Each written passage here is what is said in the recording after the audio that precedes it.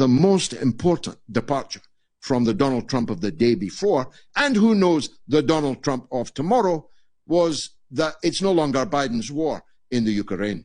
It's no longer a war that he would have stopped, solved, like the 9 other wars he's already stopped, solved. It's no longer a war he intends to stop in 24 hours. Oh no, this war with Russia is going to go on and on. Of course, he's no longer giving money for it.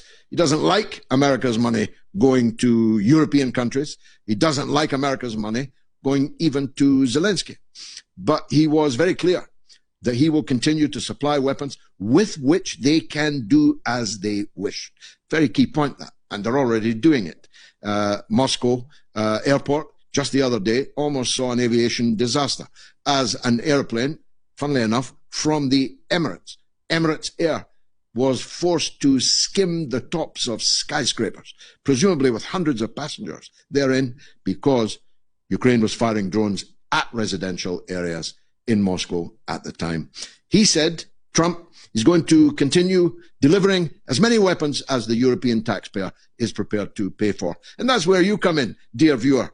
How many of you are prepared to keep on buying American weapons for the profit of the US arms companies to give to little Zelensky? But he was even more radically a new man when he said that Zelensky was one of the bravest men in the world, and that he had the capability, as long as NATO kept giving him American weapons, not only to recover all of Ukraine, all of it, including Crimea, but even further, which was enigmatic to say the least, unless he meant a reverse ferret, where Ukraine took even more Hungarian land, or took even more Romanian land, or took even more Polish land. He must have meant that Zelensky's army could march on Moscow. Now, many a tyrant has marched on Moscow, but none of them have survived to tell the tale.